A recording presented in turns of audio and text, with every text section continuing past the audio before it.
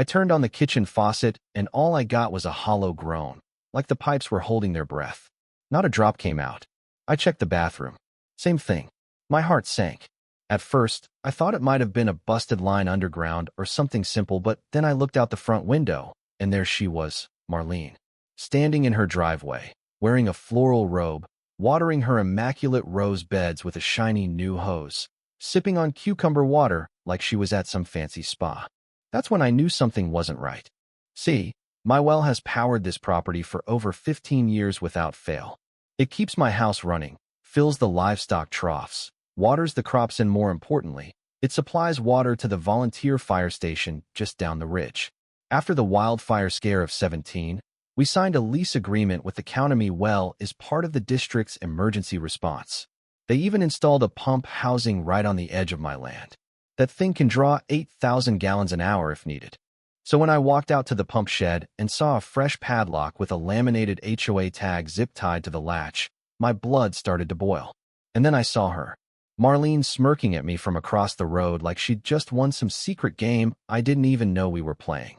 She raised her glass like a toast and shouted, "Water equality, Hank. We all gotta share now." Turns out, Marlene, who recently declared herself acting chair of the HOA's brand new Resource Oversight Committee, decided that my well was too generous. According to her, my lawn was visibly overhydrated and my irrigation system was an egregious imbalance of community resources. Her words, not mine. She shut off my well to enforce a new HOA policy on water usage. No vote, no warning, no discussion. I tried calling the HOA office. Straight to voicemail. So I drove over, but all I found was a handwritten note taped to the glass door. Closed today for water equity review. I called Mark, one of the few sensible people on the board, and he whispered through the phone that Marlene had made all these moves unilaterally. Said it was an emergency decision based on climate change and fair use. I asked him when the vote happened. He sighed, said it didn't. Back home, the cattle were starting to get restless. The troughs were dry. My irrigation timer was blinking red. It wasn't just a nuisance, this was theft, sabotage, and a potential emergency. So I grabbed the contract with the fire department, my deed, and the utility plans and drove straight to the fire station. Chief Alvarez met me out front. Before I could even say anything, he asked, "You doing maintenance on the well today?" His team had stopped by to run a test ahead of next week's wildfire drill and found no water. I told him I'd been padlocked out. He didn't laugh. He didn't even blink. He just walked me straight to his office and took the paperwork.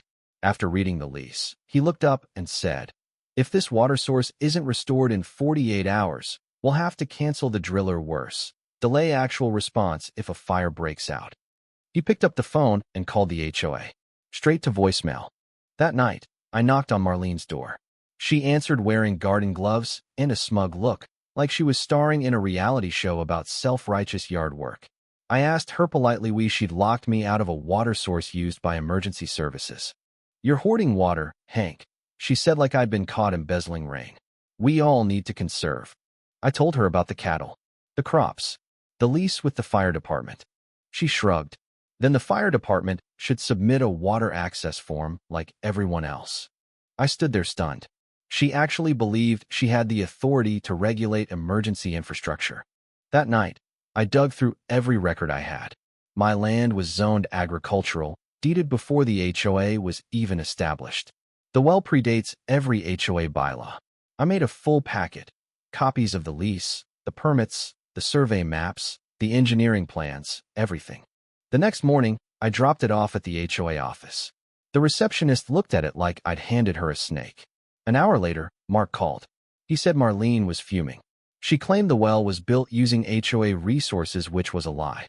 Mark confirmed he'd been on the board when I built it with my own dime. Then came the bombshell. "There was never a vote to shut you off," he said. "Marlene made it up." This wasn't just petty. It was fraud. And things got worse. That afternoon, I found a laminated sign staked near my driveway. "Water violator, HOA violation 433. With my name, address, and a QR code leading to a public violators page online. Below it, a glowing profile on Marlene as a model conservationist. I was beyond furious. Meanwhile, the fire chief called. Their backup well had failed. Mine was the only usable source for the entire fire district. If it wasn't reconnected in time, they'd issue a formal complaint to the county. I called Trudy, an agricultural lawyer I'd worked with before. She said this was clear interference with emergency infrastructure and a breach of public contract. 2 lawsuits, both winnable. But first, I needed to get the HOA to confirm and record who had authorized the padlock. So I requested a formal board meeting. Marlene tried to delay it until next month. I responded with one sentence.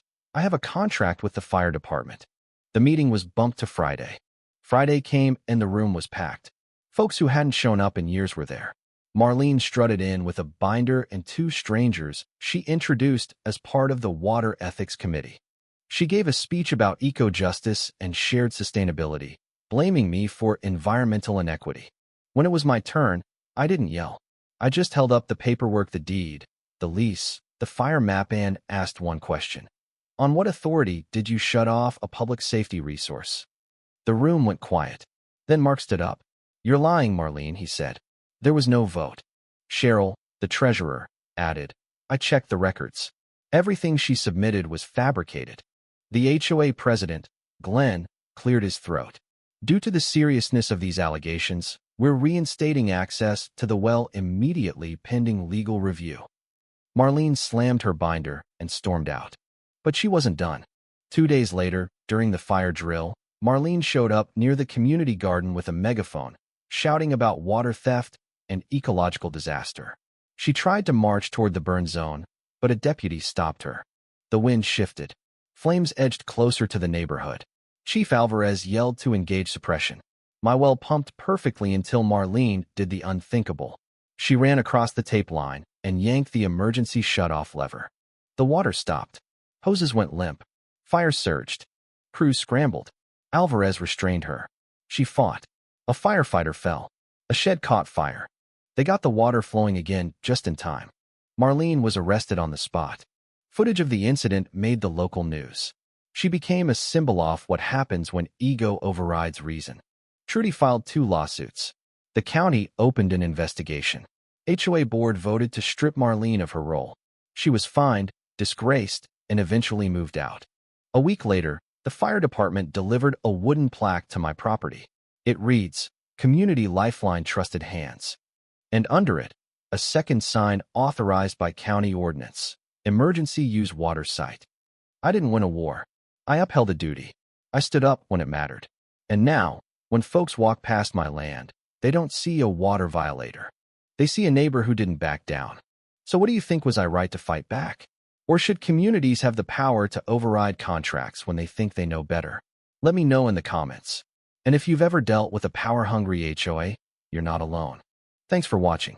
Stay safe. And remember, some wells run deep, but justice runs deeper.